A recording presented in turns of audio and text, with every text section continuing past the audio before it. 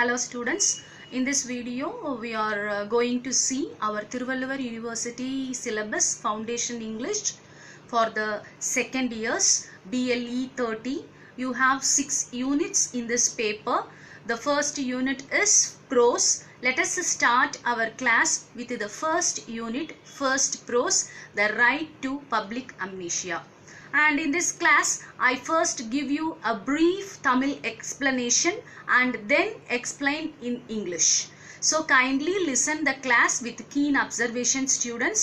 Then only you can understand what is the theme and what is the explanations taken place in this prose work. Let me give you the brief explanation of the work in Tamil. Just listen. இந்த கதையோட ஆசிரியர் யாருன்னு பார்த்தீங்க அப்படின்னாக்க சந்தோஷ் தேசாய். இவர் ஒரு விளம்பரத்தை வாழ்க்கை தொழிலாய் ஏற்றுக்கொண்ட ஒரு மிகச்சிறந்த முன்னோடி ஆவார். அவர் ஒரு சிறந்த விமர்சகராகவும் பத்திரிகையின் முன்னோடி எழுத்தாளராகவும் விளங்கினார். டைம்ஸ் ஆஃப் இந்தியா அப்படிங்கிற ஒரு மிகச்சிறந்த பெரிய நாளிதழ்ல தன்னுடைய கட்டுரை எல்லாத்தையும் இவர் எழுதியிருக்காரு. வாழ்க்கையில் தனிப்பட்ட மனிதனின் உரிமைகளையும் செயல்பாடுகளையும் விளக்கும் வகையில் இக்கட்டுரையை அவர் எழுதியிருக்கிறாரு.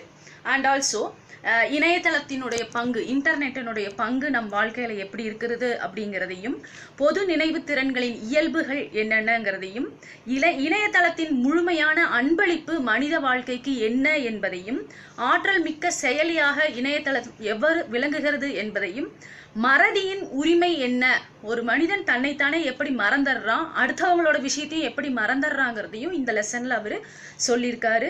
ஸோ நினைவிழப்பு, அது அம்னீஷியா அப்படின்னாக்க நினைவிழப்பு என்பது ஒரு நற்காரியமாகும் அப்படின்னே அவர் சொல்றாரு. இன்றைய நவீன வாழ்க்கையில் நாம் நம்மையவே மறந்து விடுகிறோம், விரைவில் பிறரையும் மறந்து விடுகிறோம். இக்கட்டுரையில் நினைவிழப்பின் தன்மை தீமைகளை பற்றி கதையாசிரியர் மிக தெளிவாக கூறுகிறார். Now let us see the lesson, see the prose, and first we must see the author introduction. So Santosh Desai is a columnist, media critic. As a successful journalist, he regularly writes a column of miscellaneous news, political comment for a newspaper.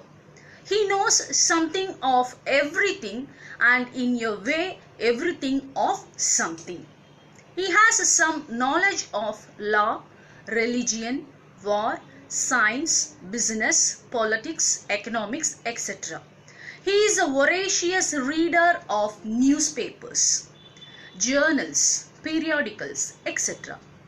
He is the author of Mother Pious Lady and another work, Making Sense of Everyday India. He is the managing director and CEO of Future Brands. Santosh Desai's column is City Bank in the latest Monday article in the Times of India. This is about the author.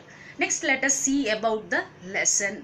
Santosh Desai's column City Bank is the latest Monday article in the right to public amnesia. Is bank on a complex issue of individual rights over his life and actions. Citibank looks at contemporary Indian society from an everyday vantage point. The author differentiates public property from individual property. Property rights should go to the society. We still need to demand the right to the public amnesia. We should accept the fact that we are today digitally born and should try to avoid being an embarrassment to our space in this new technological society of memory. Let us see what is amnesia, and amnesia is a loss of memory. Amnesia is a loss of memory, forgetfulness of past events. It is a deficit in memory caused by brain damage, disease or psychological trauma. There are two main types of amnesia, namely retrograde amnesia and anterograde amnesia. Retrograde amnesia is the inability to retrieve information that acquired before a particular date, usually the date of an accident. Anterograde amnesia is the inability to transfer new information from the short-term store into the long-term store. These two types are not mutually exclusive. Both can occur simultaneously. So this is the amnesia, a loss of memory. Next we can see the right to the public amnesia. Santosh Desai's column Citibank in the latest Monday article, the right to public amnesia is a ban on a complex issue of individuals' rights over his life and actions. Despite his lucid and argumentative style, the article that starts with a bang ends almost with a whimper, as he has no answers to the disturbing question of one's right to be forgotten in the age of internet. It is a truism to say that public memory is short, which has no validity in today's age of advanced technology. Can public amnesia be restored as an individual's right is only one part of the question. Implied in this question is that the action and sayings of the individual leave such a damaging imprint of the society that cannot be forgotten. The ethical question is how far an individual can claim as his right to privacy when he inhabits a collective space called society. Next we see the internet memory permanent. How the internet memory is said to be a permanent one. Memory is deceptive because it is colored by today's events. But internet memory is permanent and cannot be changed. It has no longer the human memory at work, but the internet memory with its vast storage space and instant retrievability. So in this era, it is not possible to be forgotten. Yet another modern paradox, as human nature always loves to be remembered.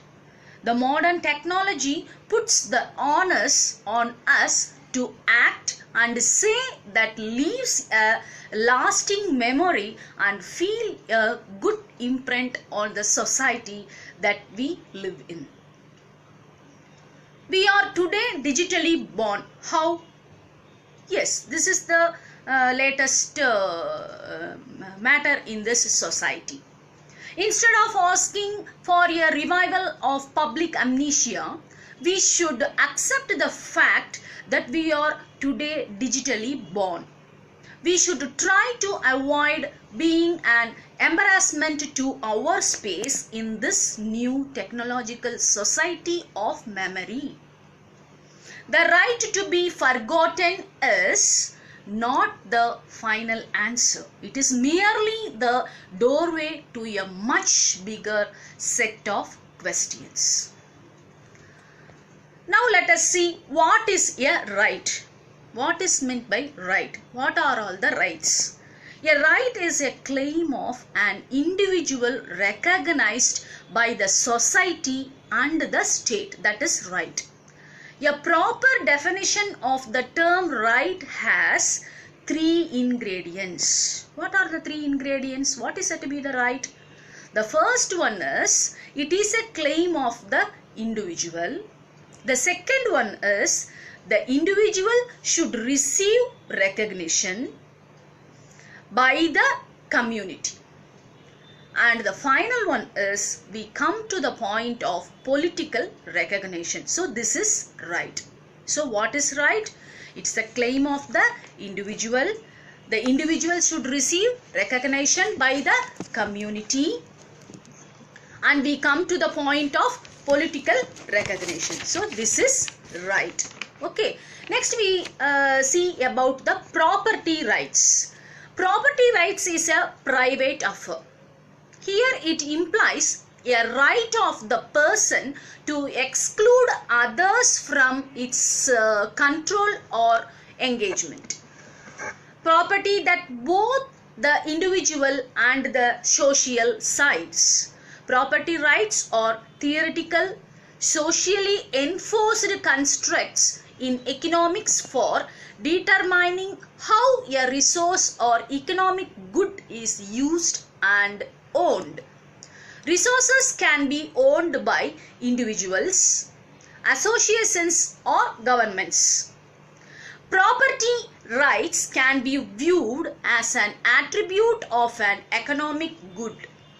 The attribute has four broad components and is often referred to as a bundle of rights. The first one is the right to use the good. The second one is the right to earn income from the good. The third one is the right to transfer the good to others. Fourth one, the right to enforce property rights. So these are the four one you have to follow. Next we see the property right should go to the society. How is it? The ultimate goal of mankind is establish a world federal government under which the production, stock and distribution of food, work, cloth, housing and maintenance of children should be administered in a systematic and democratic method of creative life. Thereby, the poison of money will be automatically neutralized.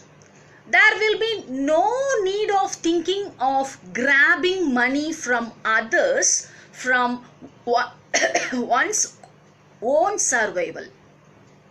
Until man is able to plan for this in a democratic system, society has to wait and gradually prepare for the achievement. Man is not made for commodities only. He has to enjoy more in life. He needs birthrights and freedom of life. Under a dictatorship, man becomes a slave or a prisoner. So this is the property right should go to the society. Next we come to the money cannot be eradicated one easily. Let us see about this.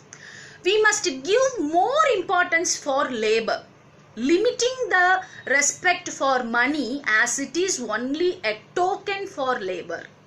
If any country or group thinks they eliminate money, it will not be at all possible because every country is linked economically in its relationship with all other countries. So the whole world has to take joint steps to eradicate money. If a world federation is established, money will become unnecessary for mankind.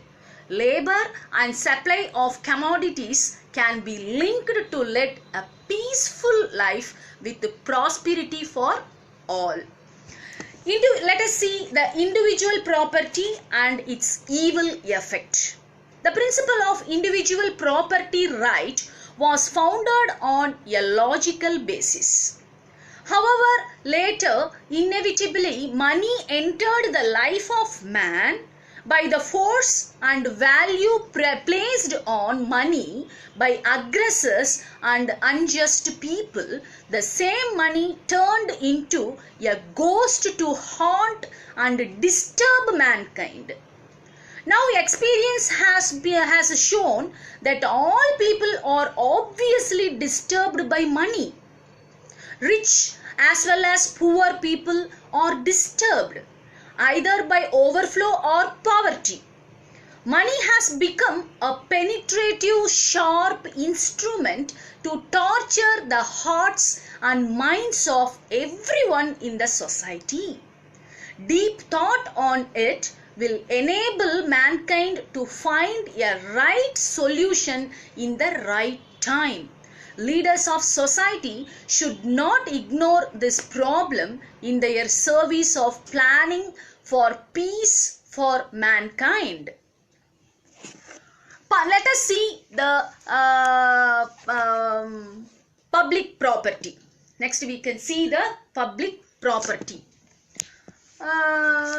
Public property properties are land and buildings owned and directly managed by public authorities, which are used for public purposes. They include assets acquired, occupied and used by federal, state and local governments. A public property does not belong to any one person but to the public at large and are not restricted to any one individual's use or possession. Next we see the individual private property. Private properties are lands and buildings owned by individuals and corporations. The owner of a private property has the right of use, occupation, sale or lease of his property. Private properties are subject to certain property rights when public authorities do not have over private owners. So this is the private properties, and let us see the final point, differences between public and individual property. Public properties are often quite larger than private properties and could be expanded with relative ease because they enjoy the government's power of compulsory acquisition. Performances of public properties is measured in terms of the extent to which they achieve the functional objectives, while the performance of private properties is measured in terms of profitability. Then the next point is, unlike public properties, private properties are liable to one form of tax or the other. Next point is, private properties are usually managed better than public properties because unlike public properties, accountability for the performance of private properties is to a well-defined and more effective group of people or a single individual. So this is the lesson, and you can understand the lesson by this way. Thank you. Thank you.